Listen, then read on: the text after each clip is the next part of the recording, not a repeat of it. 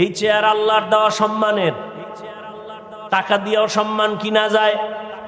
এক সম্মান আল্লাহ দেয়, আর একটা মানুষ টাকা দিয়ে কিনে না। ওই সম্মানের ফলাফল কি বলে? প্রথমে ফুলের মালা, ফাইনালে জুতার মালা। আর আমার মাওলা যাকে সম্মান দান করবেন, তারা দুনিয়ায়ও বাদশাহ, পরকালেও তারা বাদশাহ। আল্লাহ দেয়া সম্মান। মানুষ বড় পেরেশান, কাঁদতেছে, কেউ হাসতেছে, কিন্তু উলামায়ে কেরাম এদের কোনো পেরেশানি নাই। আগেও যেমন, এখনো তেমন, ভবিষ্যতেও তেমন। মহামারী করোনা এতটা ভয়ঙ্কর রূপ ধারণ করলো, স্কুল বন্ধ, কলেজ বন্ধ, চাকরি বন্ধ, ব্যবসা বন্ধ, ফ্যাক্টরি বন্ধ, দুনিয়ার সব বন্ধ হয়ে গেল। খবর নিছেননি, কোরআনের একটা মাদ্রাসাও বন্ধ হয় নাই। কোন হুজুর না খাইয়া মারা গেছে। ওরে টাকাওয়ালা কুলাঙ্গার, বাবারে করোনায় যখন ধইরা ফেলছে, ছেলেরা কাছে যায় না, কুলাঙ্গার তো মাস্ক লাগাইছে, ট্রিপল মাস্ক, মরবে না। বাবার লাশটাও ধরে না করোনা। ওই সময় তাকাইয়া দেখছো আমার দেশের টুপিওয়ালা আলেম শত শত করোনার লাশ কাদের মধ্যে নিয়ে গোসল করাইলেন, কাফন পরাইলেন, জানাজা পড়াইলেন, কবরে দাফন করছেন। শত শত করোনার লাশ উলামায়ে কেরাম টুপিওয়ালারা কবরে দাফন করছেন। একজন হুজুরেও করোনায় মরে নাই। মাস্ক তোমারে বাঁচায়। ওই সময় মাস্ক না পরলেই ভিডা। আর এখন গবেষণা আইসা ডাক্তার কয় মাস্ক পরলে তোমার বিপদ, কারণ যে অক্সিজেনটা বের হয় দূষিত, ওইটা মাস্কে আটকায় রাখছে, এটা আবার ভিতরে গেলে তুমি অসুস্থ হয়ে যাবা। দেখছেননি কারবার? আমরা হুজুরেরা পাও ধরে ধরে বয়ান করছি, দুইটা হাত ধুইয়া খাইতে ব। হুজুর গো কথা কামে লাগে না।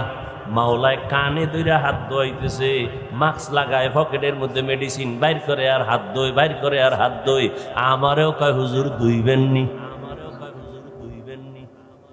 তুমি যদি দৈনিক 1000 বার হাত ধো, কোনো সওয়াব নাই। আর আমরা একবার ধুইব সওয়াব, কারণ আমরা আগের থেকেই রসুলের মোহাব্বতে সুন্নত আমল করি। এরে আমার যুবক বাবারা, বৃদ্ধ বাবাজি, পর্দার আড়ালের মা বোনেরা, দুই জিনিস আল্লাহ দিলেন সম্মান ধরে রাখার জন্য। এই দুইটার শ্রেষ্ঠ কোরআন আর রহমতের নবী মক্কা নগরীতে আসছেন। এমন একটা জায়গা, মক্কা নগরীর মানুষ এত চরিত্রহীন, লম্পট, জমিনে এদের মতো খারাপ মানুষ আর ছিল না। সেই জায়গায় আসছে কোরআন, সেই জায়গায় দিলেন আমার আল্লাহ রহমতের নবী।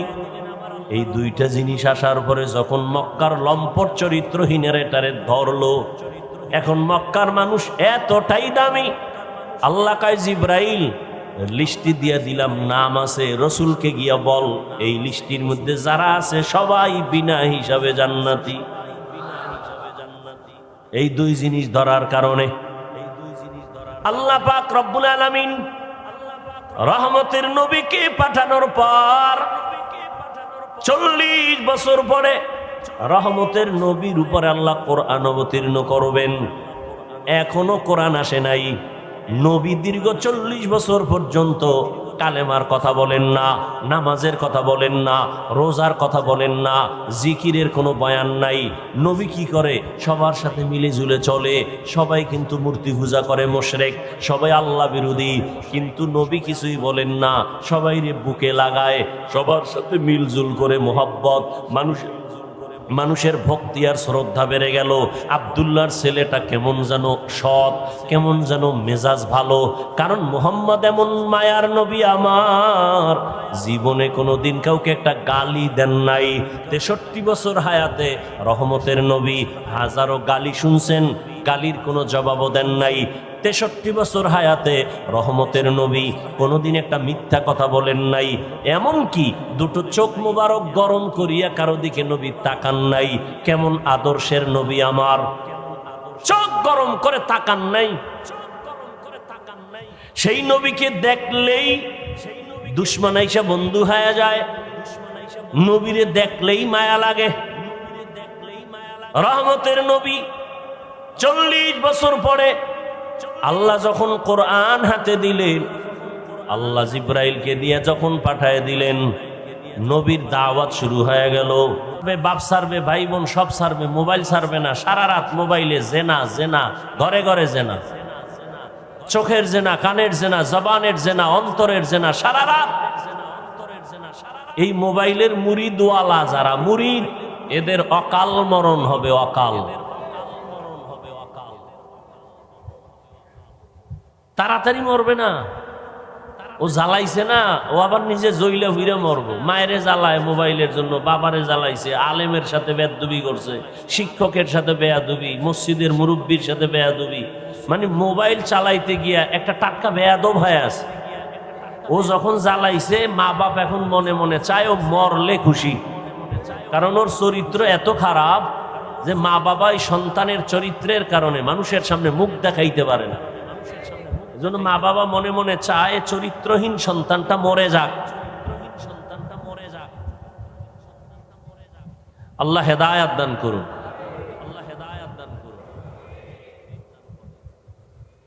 আমি একটু আগেও বলছি, আবারও বলি, বয়ান হবে আপনাদের মোহাব্বত আর ধৈর্যের উপরে। উঠা বসা করলে আমি হাত উঁচু করে মোনাজাত দিয়ে চলে যাব। নিজের কপালও পুরবেন না, অন্যের কপালও পুরার চেষ্টা করবেন না। এটা এমন একটা প্যান্ডেল, আসলে সবাই চাইলেও বসতে পারে না, কারণ এটা তো একটা বেহেশতের বাগান। এটা এমন একটা বাগান, রসুল বলেন এখানে বসার সাথে সাথে জীবনের সবার সব গুনাহ মাফ। যাদেরকে শয়তান বন্ধু বানাইছে এরা তো বসতে পারবে না, কিছুক্ষণ পর উঠার জন্য পাগল হয়ে যাবে। আল্লাহ যদি কপাল ভালো না রাখে কি করার? আমি হাফিজুর রহমান কেন আর মক্কা মদিনার ইমাম কেন, স্বয়ং রসুল যদি বয়ান করে ওর কপাল খুলবে না। কপাল পোড়া এত খারাপ, রসুলের বয়ানও কপাল খুলে না। বুঝেন কত বড় কপাল পোড়া? যেই রসুলকে এক নজর দেখলেই জাহান্নাম হারাম, যেই রসুলের চেহারা মোবারকে একটা দৃষ্টি দিলে 7 দিনের ক্ষুধা থাকে না, যেই রসুলের শরীর মোবারকে মশা মাছি পড়া হারাম, যে রসুল রাস্তা দিয়ে চলেন মেঘ ছায়া দেয়, সূর্যের গরম যেন রসুল কষ্ট না পায়। কেমন রসুল চিনলেন না সেই রসুলকে? যেই রসুল কদম যেখানে দেয় সেখান থেকে মেশকের ঘ্রাণ, যেই রসুলের ঘাম আম্মাজান আয়েশা রাদিয়াল্লাহু আনহা বলেন বোতলে ভরে রাখতাম আর আতর হিসেবে ব্যবহার করতাম। যেই রসুল রাস্তা দিয়ে চলতেন দুপার্শ্বের গাছ নত হয়ে রসুলকে সালাম দেয়। যেই রসুলকে এক নজর দেখার জন্য গর্তের পিপিলিকা আল্লাহর কাছে আরজি পেশ করে, সেই রসুলকে এক টানা 13 বছর দেখছে, সামনে বসে বয়ান শুনছে, কালেমা পড়ে নেই। এত বড় পৃথিবীর নিকৃষ্ট বেঈমানের নাম জানেন? কথা বলেন না কেন? এর নাম কপাল। এর নাম কি? মংলা বন্দরে মাহফিল হবে, প্রচারণা চলছে বহুদিন, অনেকে আসতে চেয়েও পারে নাই, কপাল। আর একদল আসছে কিন্তু এই বেহেশতের প্যান্ডেলে ঢুকতে পারে নাই, কপাল। এরা কোথায়? সব মহিলা প্যান্ডেল তাওয়াফ করে, দোকানে ঘুরে আর তাজা তাজা কবিরা গুনাহ করে। বাড়ির থেকে বলে আসছে অজে যাই, কপাল খারাপ, প্যান্ডেল বেহেশতের বাগানে ঢুকতে পারে নাই। আর একদল ঢুকছে কিন্তু ওই যে একটু আগে বলছি মোবাইলের পর্দা দিয়া কলবের দরজা বন্ধ রাখছে, এদের কপালটাও খারাপ। বলে গেলাম লিখে রাখো, গাঞ্জা খাইয়া প্যান্ডেলে বসি নাই, মানো আর না মানো কথাগুলো মনে রাখো। 13 বছর রসুলকে দেখে বয়ান শুনে কালেমা, এর নাম কপাল। আর অন্যদিকে 27 বছরের যুবক, কয় বছর, তরবারি নিয়ে দৌড়ায় রসুলকে জবাই করবে। দৌড়াচ্ছে তরবারি নিয়ে, রসুলকে দেখেই তরবারি ফালায়, কয় নবী বেয়াদবি মাফ করেন, কালেমা পড়ায় দেন। এর নাম কপাল। এই কপালওয়ালা কে? কে? 13 বছর বয়ান শুইনাও কালেমা পড়ে না আবু জাহাল, আর রসুলকে জবাই করতে আইসাও কালেমা পড়ে, এর নাম কপাল। মান ইয়াহদিল্লাহু ফাহুয়াল মুহতাদ ওয়া মান ইউদ্লিল ফালান তাজিদ লাহু ওয়ালিয়াম মুরশিদা।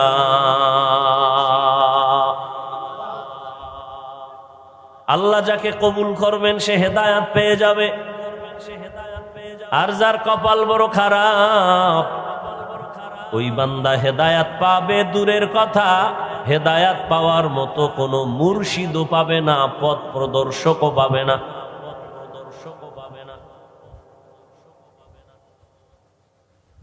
আল্লাহ এই ময়দানকে কবুল করেন, মাদ্রাসা কবুল করেন, পুরা এলাকাকে আল্লাহ কবুল করেন।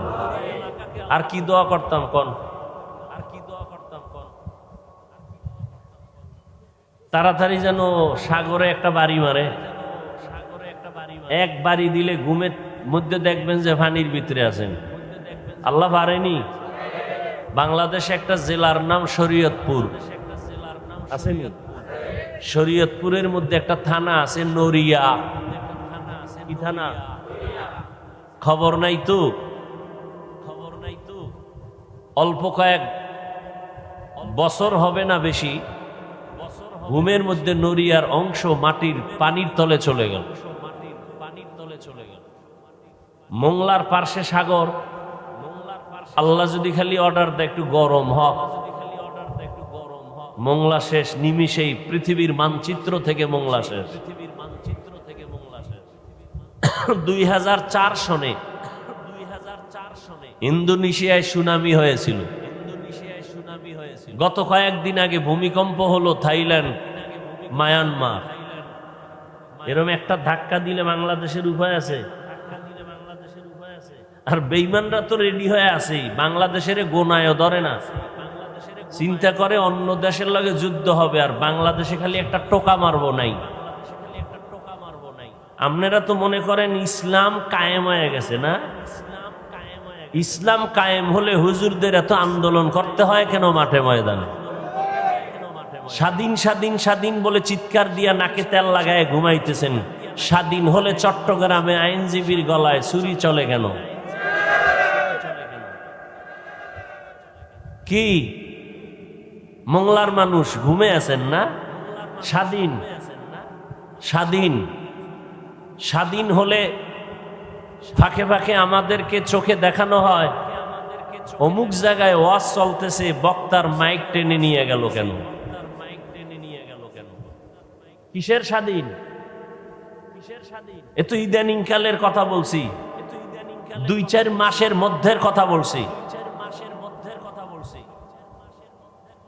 আলহামদুলিল্লাহ আমার ওয়াজ এখন পর্যন্ত বাধাগ্রস্ত হয় না। আমি ঘোষণাই দিয়ে দিছি প্যান্ডেলে, যে কোরআনের মাহফিল বন্ধ করতে চায় ওর নাম ঠিকানা দাও, কি বলতে চায় রেকর্ড করো। ওই জালেমের বিরুদ্ধে নতুন ভাবে বাংলাদেশে আন্দোলনের ডাক আবার দিব। লিস্টি দাও, কারা ওয়াজ মাহফিল বন্ধ করতে চায়, সেই বেয়াদবদের লিস্টি দাও। মৃত্যু একবার হবে, জালেমের সাথে মোকাবেলা করে হবে।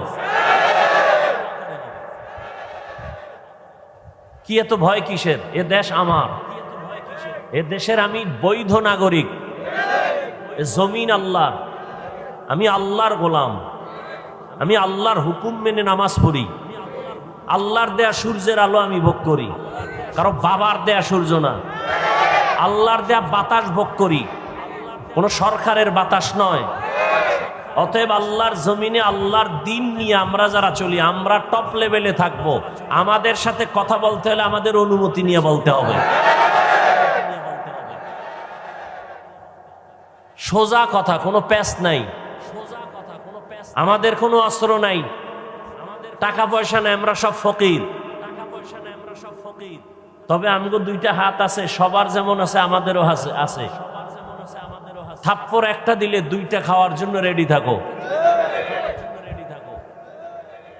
তবে আমরা বেয়াদব না, রসুলের আদর্শ মেনে চলি তো, বেয়াদবি শিখি নাই, তবে বেয়াদব সাইজ করা শিখছি।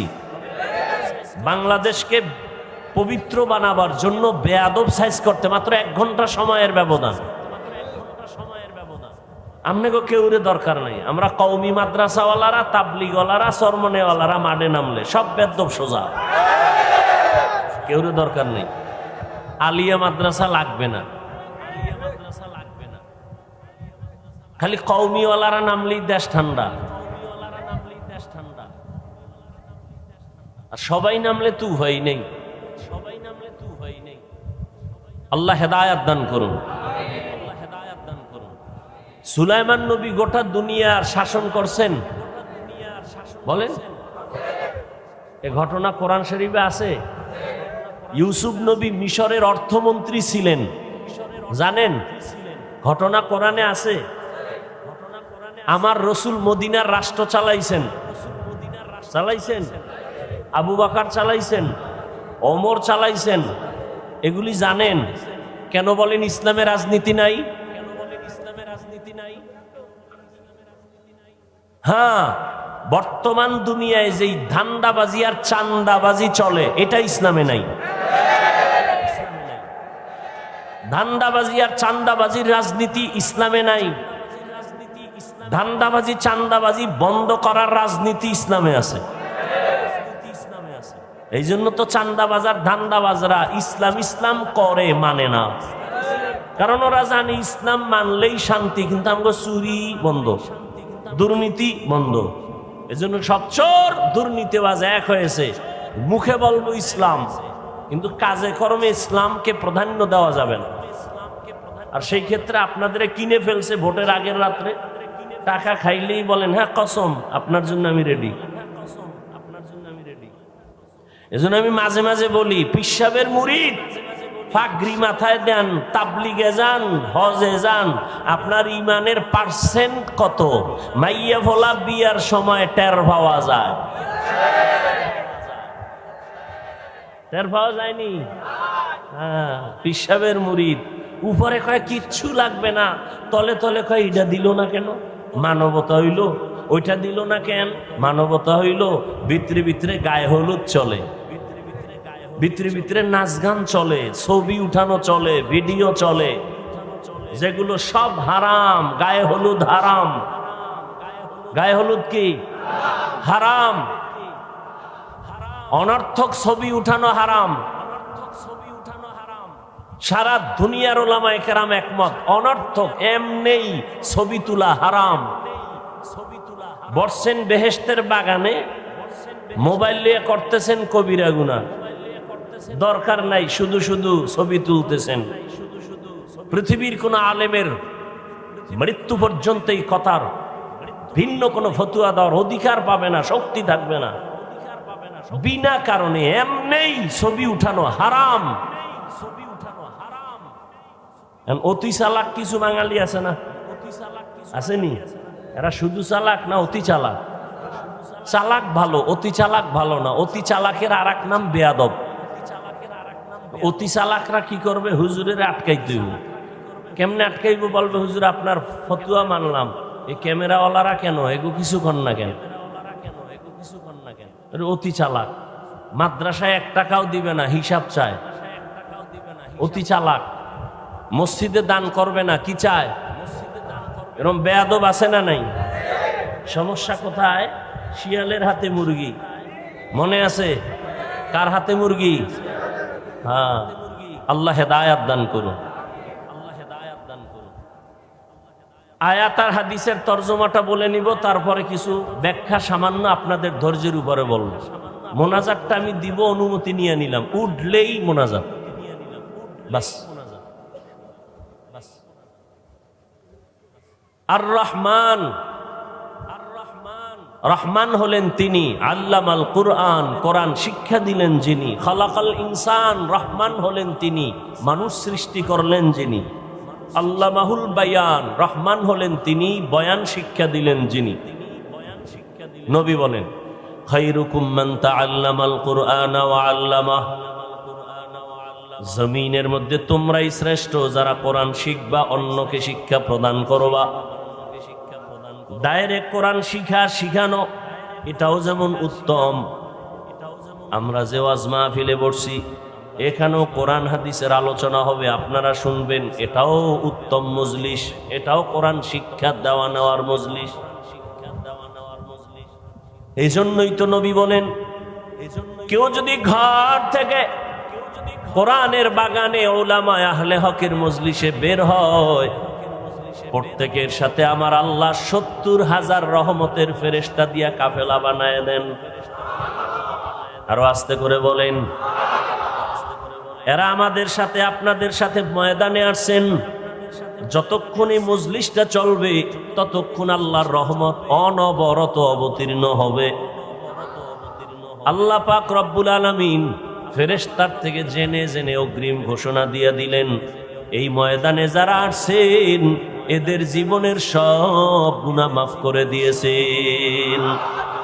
আতিনা ফি দারে দুনিয়া না হাসান, আতিনা ফি দারে উকবা না হাসান, ইয়া গিয়াসাল মুস্তাগীসিন ইহদিনা লিফতিখারা বিল উলুমে ওয়াল গিনা, হর গরিদে নেক তু তৈয়ার है जो न मांगे उससे तू बेजार है। মজলিস বড় দামি।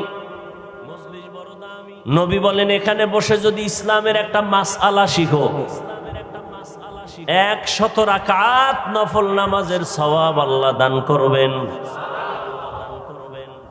এখানে বসে যদি কোরআন ও হাদিসের অনেকগুলো বিষয় শিখতে পারো, রহমতের নবী বলেন 1000 রাকাত নফল নামাজের সওয়াব আল্লাহ দান করবেন। এখান থেকে যদি কেউ তওবা করে গুনাহ থেকে বিদায় হয়, আল্লাহর নবী বলেন রাজাআকা ইয়াউমিন ওয়ালাদাতহু উম্মু, মায়ের গর্ভ থেকে বাচ্চা যেমন বের হয় নিষ্পাপ, কোরআনের বাগান থেকে কান্নাওয়ালা তওবা করনেওয়ালা এভাবে নিষ্পাপ বেগুনাহ হয়ে বাড়ি যাবে। আতিনা ফি দারে দুনিয়া না হাসান, আতিনা ফি দারে উকবা না হাসান, ইয়া গিয়াসাল মুস্তাগীসিন ইহদিনা লিফতিখারা বিল উলুমে ওয়াল গিনা। আয়াত হাদিসের তরজমাটা বলে ফেললাম, এবার কিছু ব্যাখ্যা। না সবাই তো এই সূরাটা পারেন না, বলেন না কেন? এই আয়াতগুলো তো শুনতে শুনতে মুখস্থ হয়ে গেছে না। আর রহমান আল্লামাল কুরআন খালাকাল ইনসান আল্লামাহুল বায়ান। তরজমা বলছি, ব্যাখ্যায় ঢোকার জন্য আমি একটু প্রাসঙ্গিক ভূমিকা স্বরূপ 2-4 মিনিট কথা বলছি, খেয়াল করেন। আল্লাহ মানুষ সৃষ্টি করার পরে, আল্লাহ মানুষ দুনিয়াতে পাঠাবার আগে মানুষ হবে সৃষ্টির মধ্যে শ্রেষ্ঠ সিদ্ধান্ত নিয়ে নিলেন আমার আল্লাহ। নূরের সৃষ্টি শ্রেষ্ঠ হবে না, আগুনের সৃষ্টি শ্রেষ্ঠ হবে না, একমাত্র মাটির সৃষ্টি মানুষ হবে শ্রেষ্ঠ। সিদ্ধান্ত কার? স্থায়ী না অস্থায়ী? মানে নাই কে আল্লাহর এই সিদ্ধান্ত? শয়তান। ওয়ালাকাদ কাররামনা বানি আদম ওয়া হামালনাহুম ফিল বাররি ওয়াল বাহরি ওয়া রাযাকনাহুম মিনাত তাইয়্যিবাত ওয়া ফাদ্দালনাহুম আলা কাসীরিম মিম্মান খালাকনা তাফদীলা। বনি আদম বড় দামি, আল্লাহ এদের জন্য জমিনে চলার মতো ব্যবস্থা করেছেন এবং পানির মধ্যে চলার মতো আয়োজন আল্লাহ করেছেন।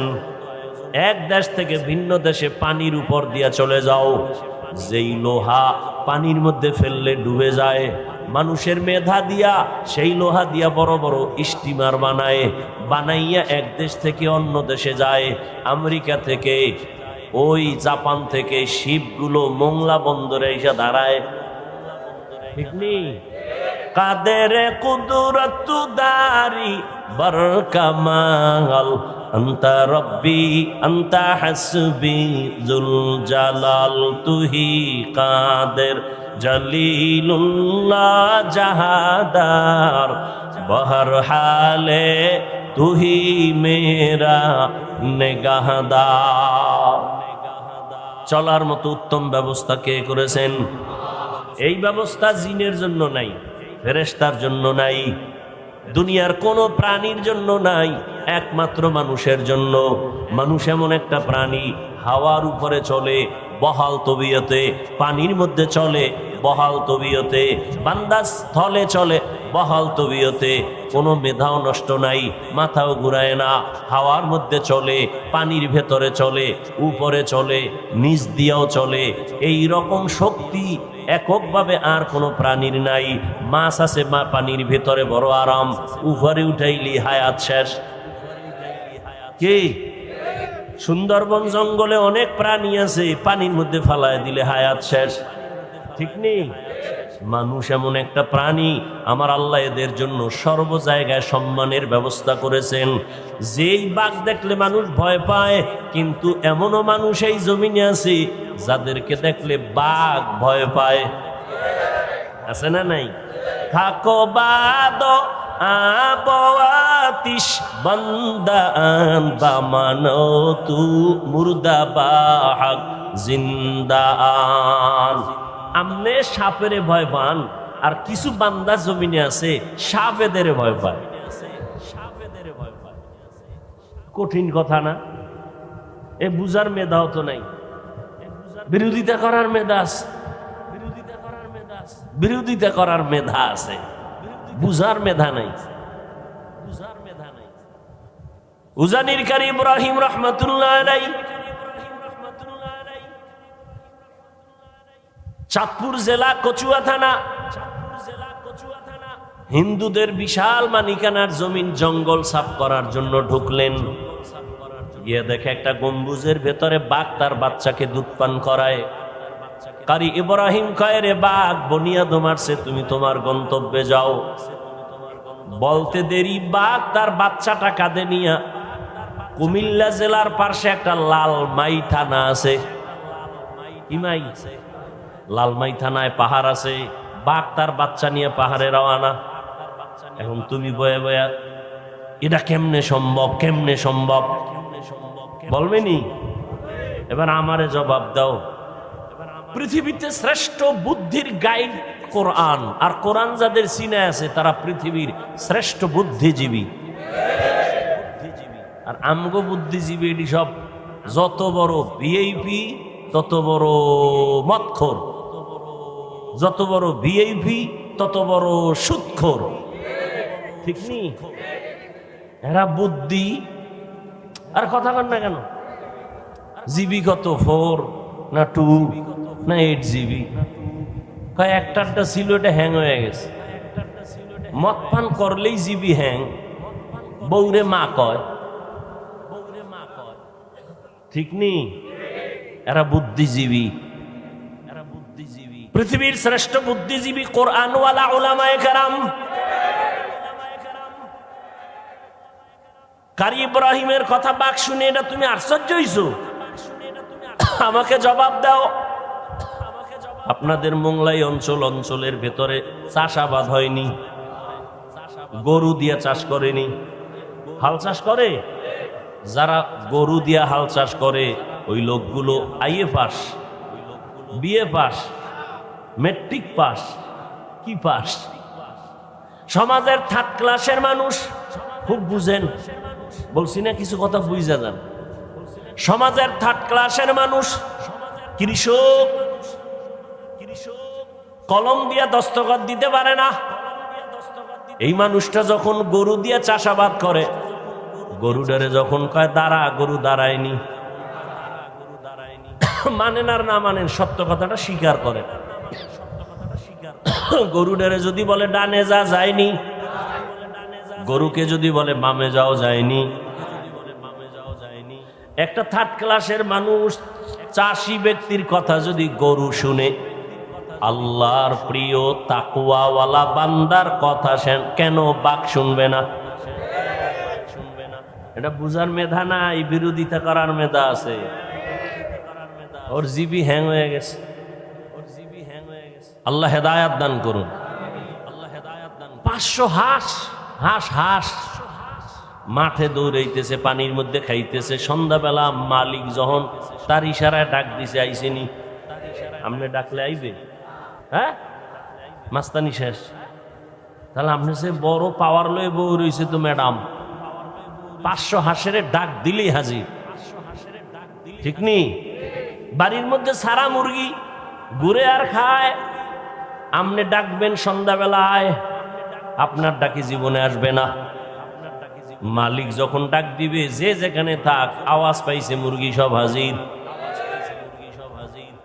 খোয়ারের মধ্যে ঢুকে গেছে, ফজরের নামাজটা বইরা। এবার আপনি যদি কোন আদার খানা দিবেন, ডাক দেন, ওই মুরগি যেখানে রাখে ওর দরজা খুলে দিয়ে যদি আপনি ডাকেন, খাওয়ান লই আইব?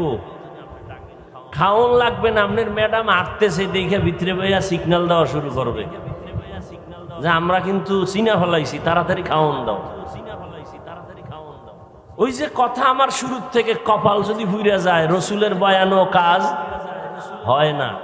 যেটির কপাল নষ্ট, এরা কষ্ট করে করে কথা বলতেছি, একবারও বলি নাই তোমরা সব হুজুর হয়ে যাও, একবারও বলি নাই আমি পাস করলিওয়ালা, তুমিও পাস করলি লাগাও।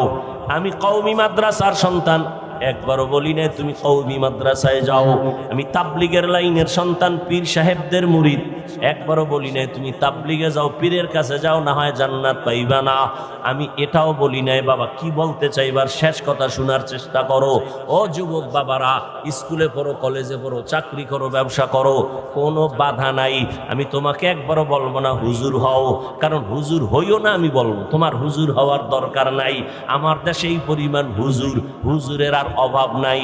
আমার দেশে অভাব, আদর্শ ডাক্তার নাই, আদর্শবান ইঞ্জিনিয়ার নাই, আদর্শবান এমপি নাই, আদর্শবান চেয়ারম্যান নাই, আদর্শবান এসপি নাই, আদর্শবান ডিসি নাই, আদর্শবান কলামিস্ট নাই, আদর্শবান সাংবাদিক নাই। তুমি স্কুল কলেজে লেখাপড়া কইরা আদর্শবান ডাক্তার হও, আদর্শবান ইঞ্জিনিয়ার হও, আদর্শবান ডিসি এসপি হও, আদর্শবান মানুষ হও, তবে দাবি আমার একটা, বেয়াদব হইও না।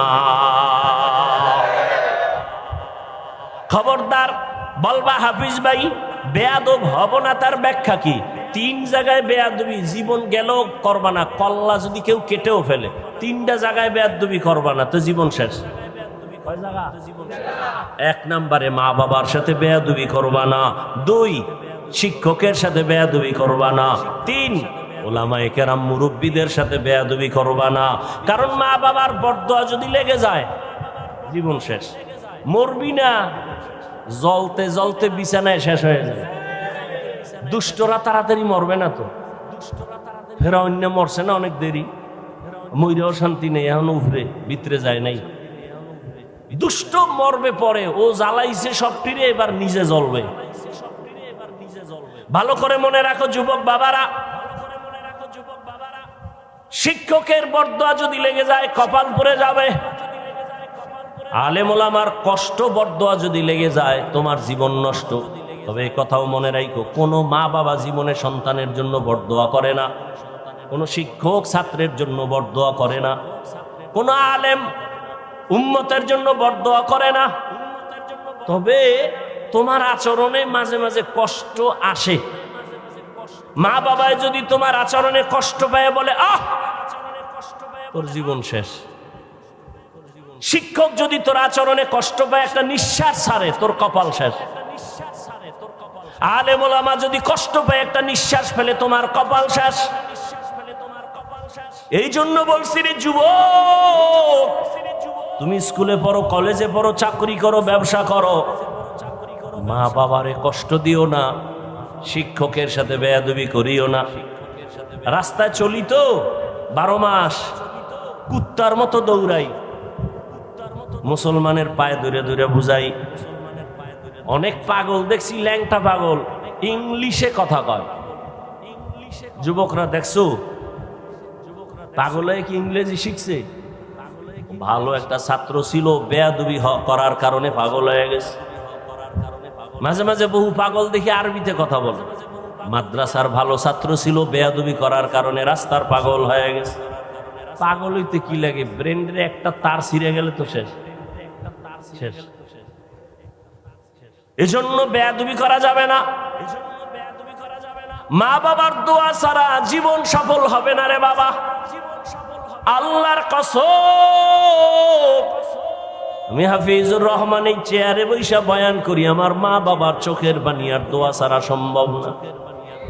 তবে আমার মা বাবা দোয়া করছেন, কান্না করছেন, তবে আমারে আব্বা আম্মা বয়ান শিখায় নাই। আমি যে দস্তখত দিই এটা আমার আব্বা আম্মা শিখায় নাই।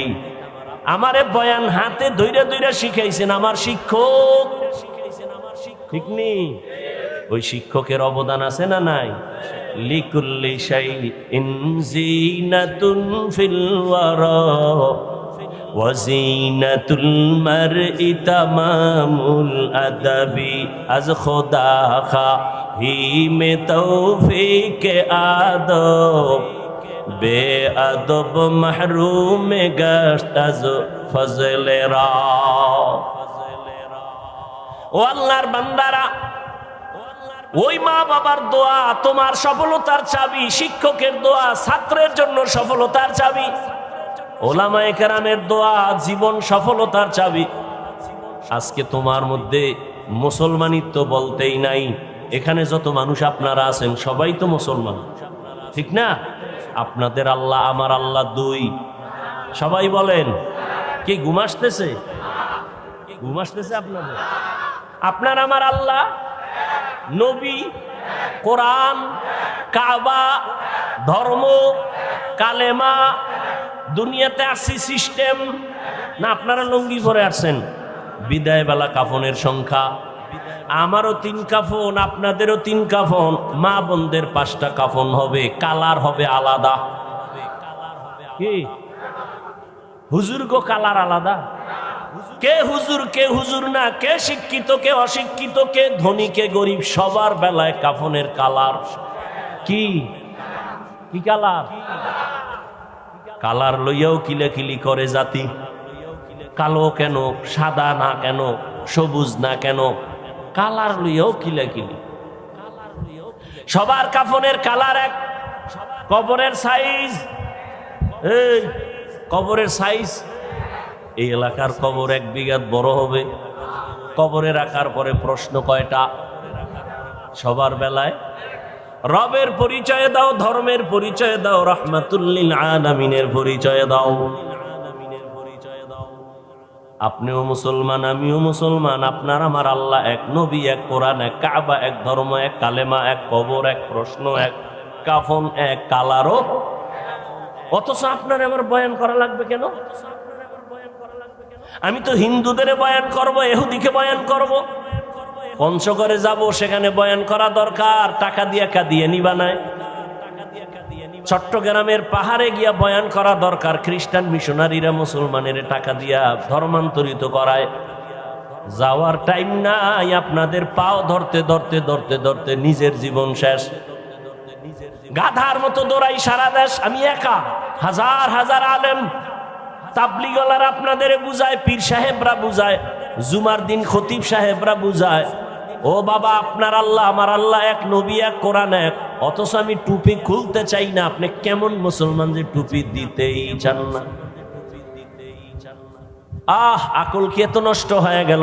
আমি দাড়ি কাটলে লজ্জা পাই, আপনি কেমন মুসলমান যে দাড়ি রাখতে গেলে লজ্জা পান? আমি মসজিদে না ঢুকলে লজ্জা লাগে, আপনি কেমন মুসলমান যে মসজিদে ঢুকতে গেলে লজ্জা লাগে? আমি পর্দা না করলে লজ্জা লাগে, আর আপনি কেমন মুসলমান যে পর্দা করতে গেলে লজ্জা লাগে? আজকে পর্দার বয়ান করলে বিরোধিতা করবে বিধর্মীরা, কিন্তু মুসলমান দাঁড়ায় একা, হুজুর এই বয়ান দরকার নাই। ইসলাম কি হিন্দুরা ধ্বংস করছে? বাংলাদেশে কোনো হিন্দু ইসলামের বিরুদ্ধে কইছে মাদ্রাসা আগুন লাগাও? মোনাফেক মুসলমানরাই যথেষ্ট। ইমাম সাহেব বয়ান করছে কোরআন হাদিস দিয়া, আর এক দল মুসলমান বিরুদ্ধে নেমে যায়।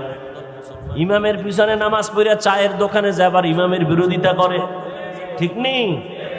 আল্লাহর আইন আল্লাহর। ফিলিস্তিনের জমিনে কেন মার খায়? ওরে মুসলমান তো হইতে পারি না রে বাবা। আল্লাহর আইন, মানুষ যদি আল্লাহর গোলামি বাদ দিয়া মানুষের গোলামি করে, তখন আল্লাহ পাকের আইন হলো বেঈমানের হাতে পাওয়ার দিয়ে বলবে মুসলমানের বিডা।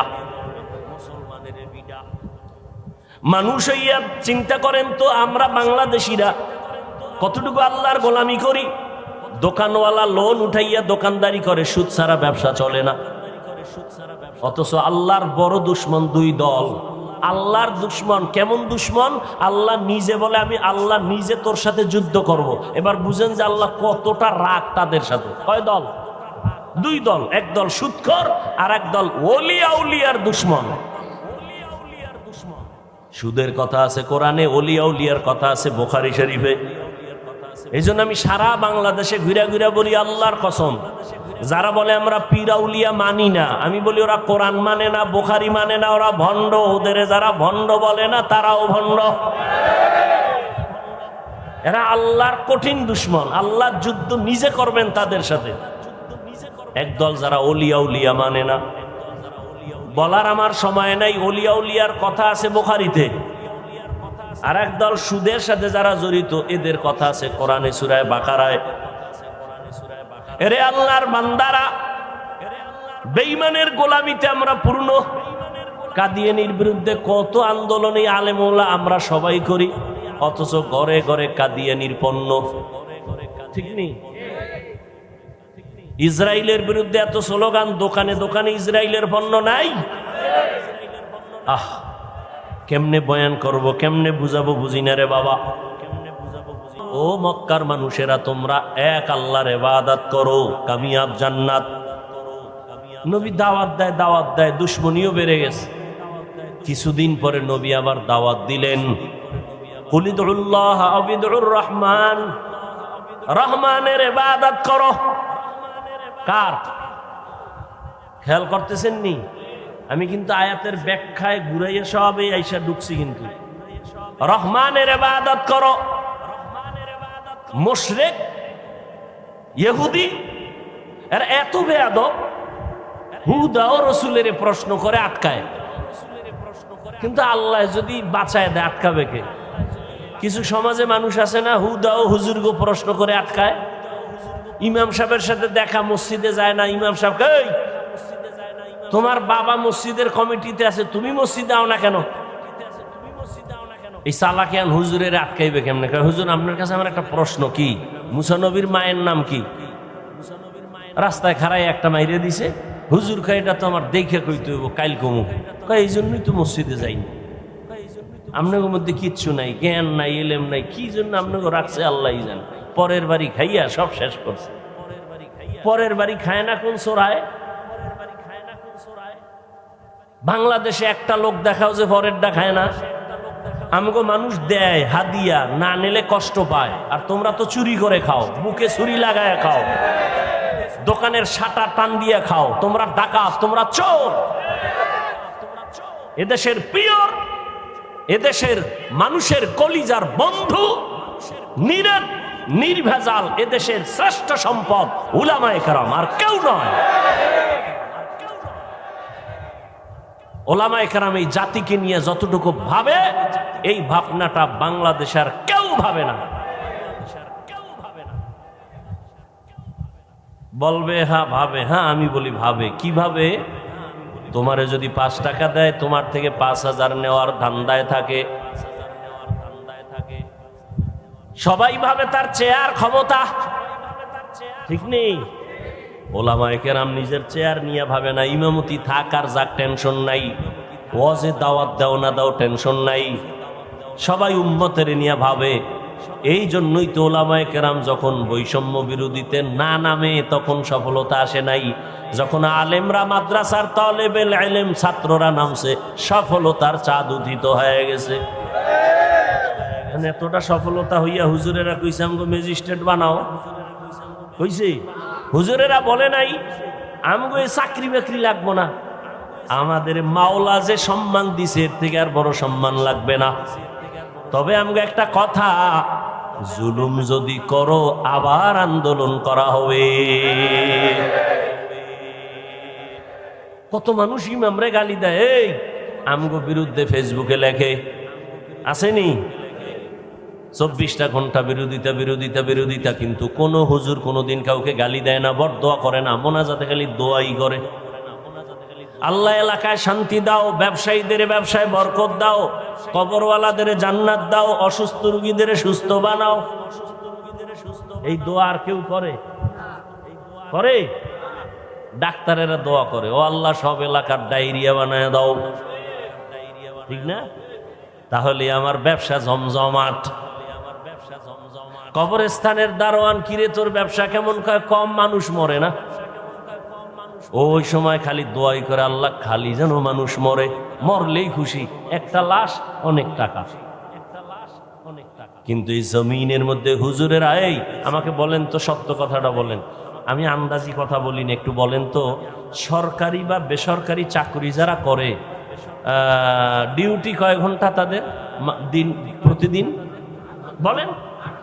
আচ্ছা, সর্বনিম্ন বেতন কত? একটা ধারণা দিয়ে কোন কত? 15 বা 20,000 ধরি, কত? 10-12? আচ্ছা 10,000, 10-12,000 ধরলাম। এরপরে টেবিলের নিচে তো বহু মুক্তা পড়ে থাকে, আছে না নাই? ডিউটি কয় ঘন্টা? 8 ঘন্টা। মাসে কত নেয়? 12,000, তাই তো? এরপরে ডানে বামে আরো মুক্তা তো পায়, পায়নি? পায়। আমগো ইমাম যারা মসজিদে থাকে, এগুলো ডিউটি কয় ঘন্টা? এই সত্য কথা বলেন। 24 ঘন্টা। বেতন কত?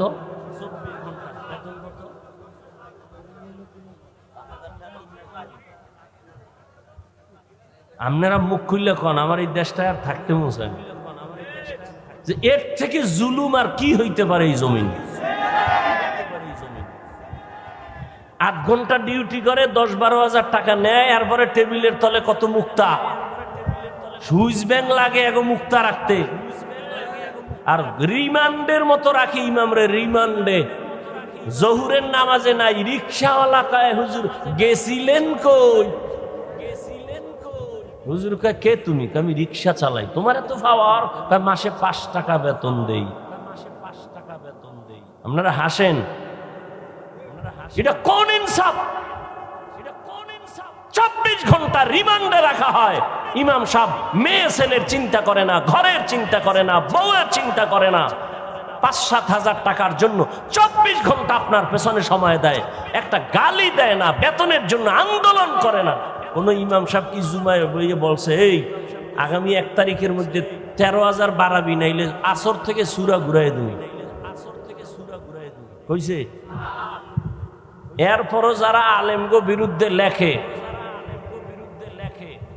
কঠিন গালি দিতাম, অদ্দুর দিলাম না, হালকা ভাবে কই, ওরা মা বাবার অভিশপ্ত সন্তান, ওদের উপরে আল্লাহর গজব। যারা উলামায়ে কেরামের বিরুদ্ধে লেখে, আল্লাহ ওদের উপরে যে বেজার, এটাই তার প্রথম প্রমাণ। ওর মরণ হবে অকাল মরণ। এই যত ঝামেলা বাংলাদেশে দেখো, শুধু আলেমদের সাথে বেয়াদবি করার কারণে। আল্লাহ হেদায়েত দান করুন, আল্লাহ হেদায়েত দান করুন। আর একটু সামনে আগাবো,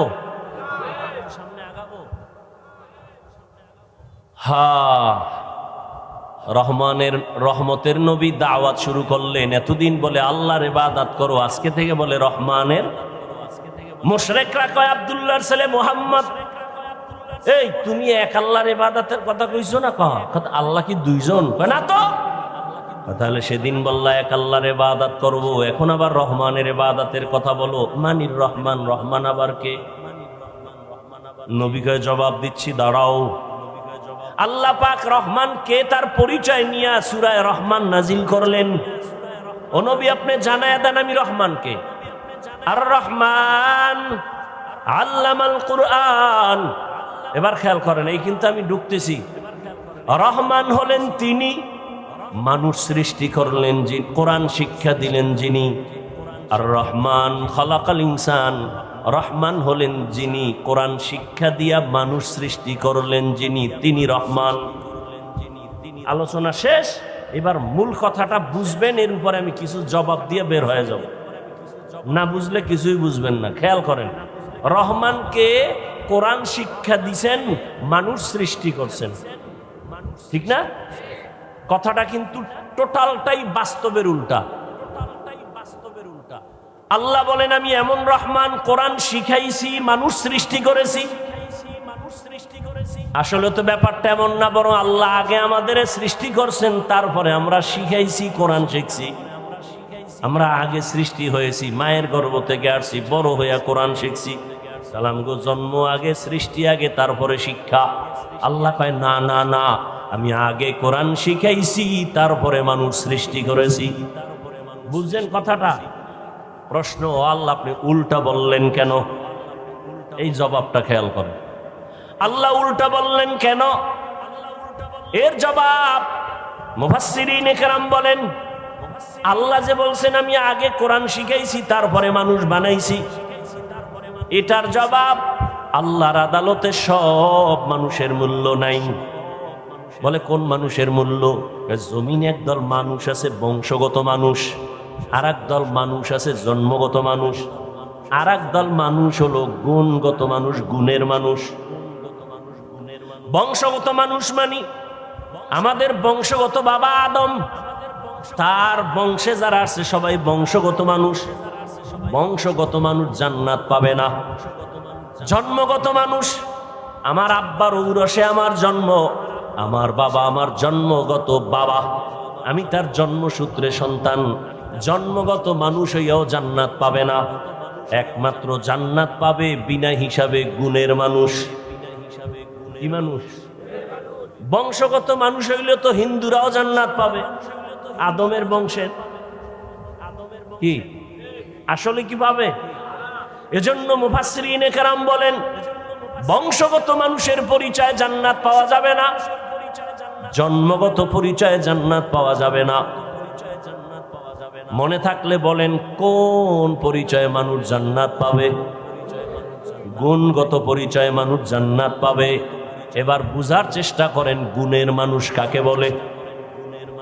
বলবো মাইকি যে আমি কথা বলতেছি, ভালো করে উসুল মনে রাখবেন, মূলনীতি।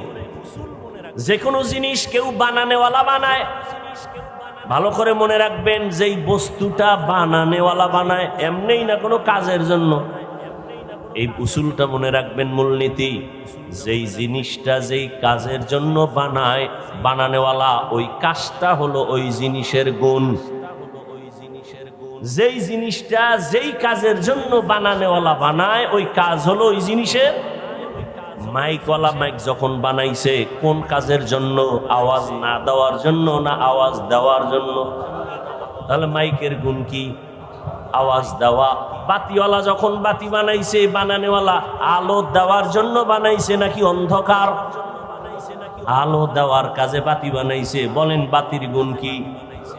পাখাওয়ালা যখন পাখা বানাইছে কি জন্য? বলে ঠান্ডা বাতাস দিয়ে গরম দূর করবে, তাহলে পাখার গুণ বাতাস দেওয়া। ঘড়িওয়ালা যখন ঘড়ি বানাইছে, বাদশা হারুন রশিদের যুগে ঘড়ি আসছে, এর আগে ঘড়ি ছিল না। এই ঘড়ি যখন বানাইছে ঠিক মতো টাইম দিবে, এই জন্য ঘড়ি বানাইলো। তাহলে ঘড়ির গুণ হলো টাইম দেওয়া, মাইকের গুণ আওয়াজ দেওয়া, বাতির গুণ হলো আলো দেওয়া, পাখার গুণ বাতাস দেওয়া। মাইক যদি আওয়াজ না দেয় সবাই বলবে এটাকে ভেঙ্গে ফেল, এটা গুণের মাইক না। বাতি যদি আলো না দেয় বলে এটাকে ভেঙ্গে ফেল, এটা গুণের বাতি না। পাখা যদি বাতাস না দেয় বলে ভেঙ্গে ফেলো, এটা গুণের পাখা না। মাইকের গুণ আওয়াজ দেওয়া, বাতির গুণ আলো দেওয়া, পাখার গুণ বাতাস দেওয়া। ভালো করে বুঝেন। এবার আমার আল্লাহ মানুষ বানাইছেন। কি বানাইছেন? বলেন মানুষ কেন বানাইছেন? বিড়ি টানার জন্য? আলেমের গালি দেওয়ার জন্য? কেন বানাইছেন? মামা খালাকতুল জিন্না ওয়াল ইনসা ইল্লা লিয়াবুদুন।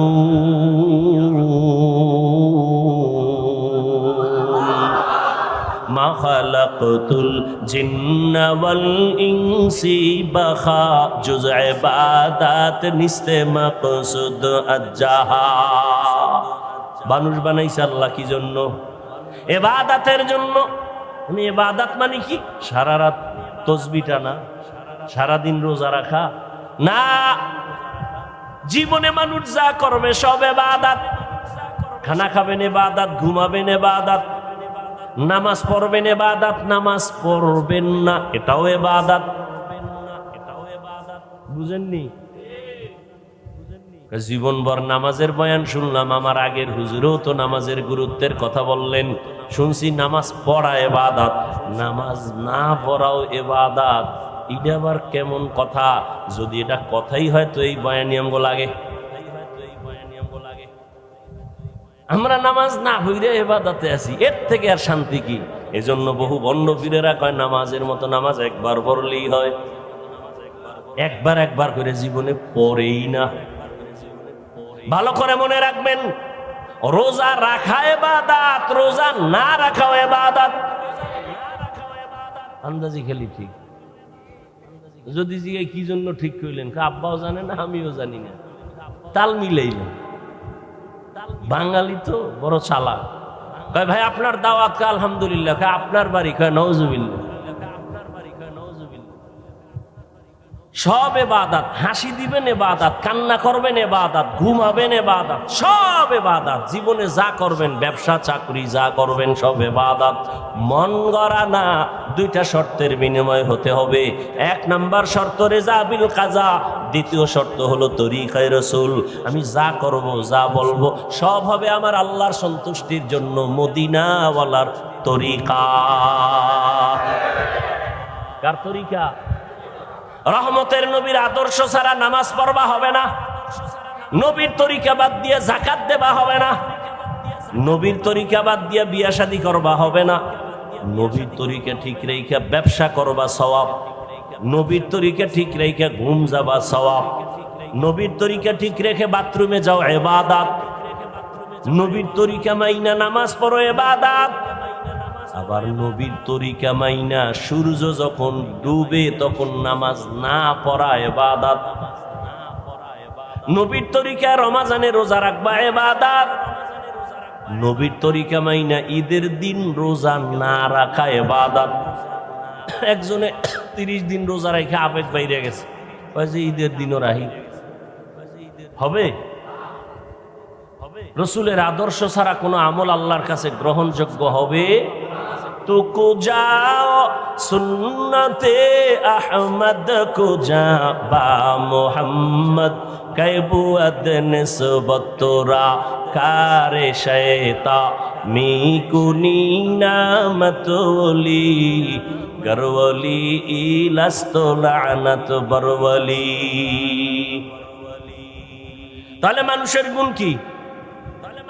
গেছে 5 মিনিটে শেষ। মানুষের গুণ কি?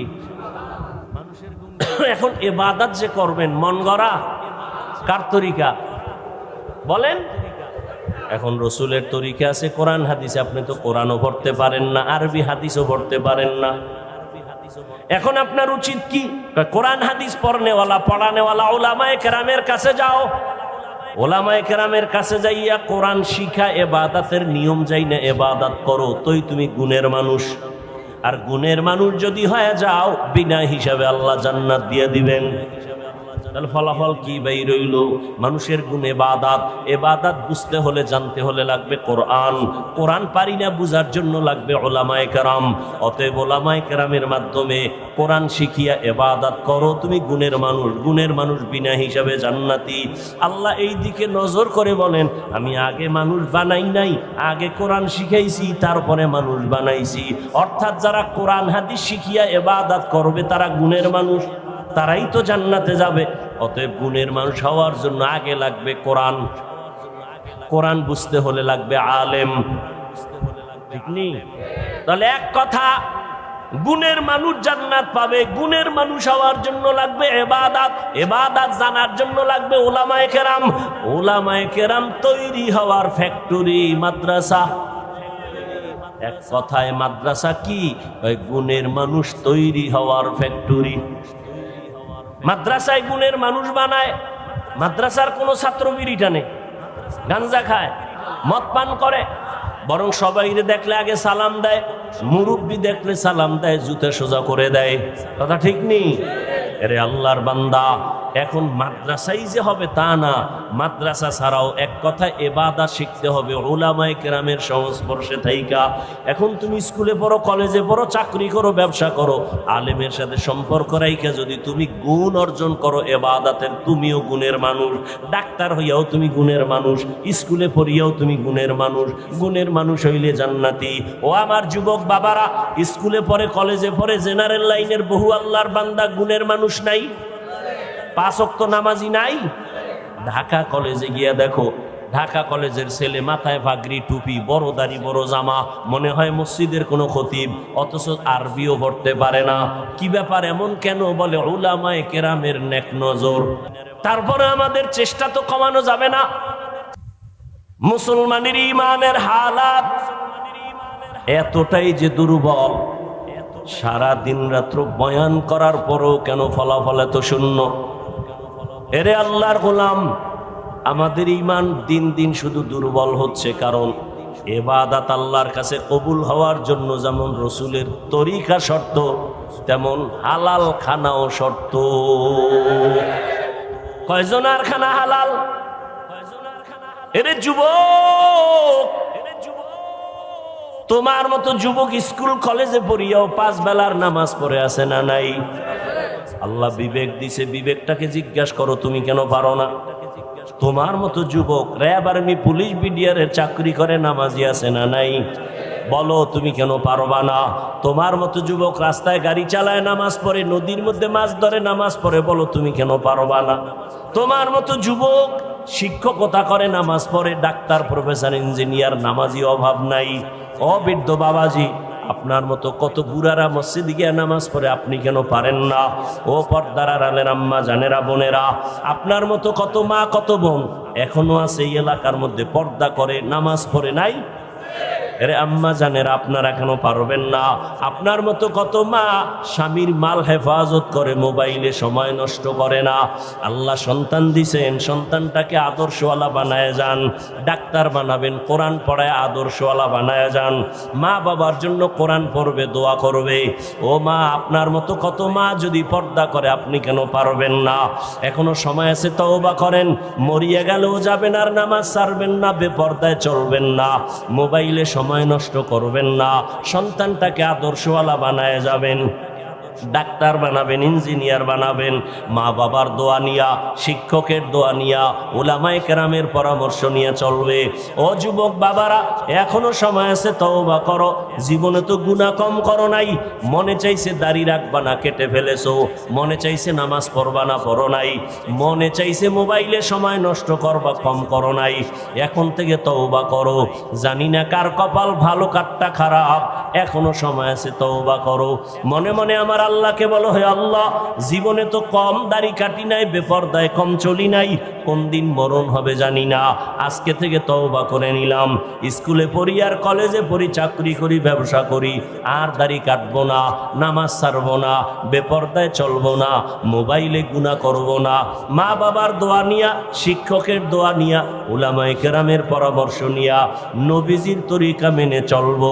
তওবা করার মতো যদি কারো অন্তর তৈরি হয়, মুনাফিকি না থাকে, খাঁটি তওবার নিয়ত যাদের আছে, দুটো হাত আমার আল্লাহকে দেখায়া দাও। আয় আল্লাহ, হাতগুলো কবুল করে নেন, তওবা কবুল করে নেন। তওবার উপরে মজবুত হইয়া চলার মতো তৌফিক দান করেন, আমিন।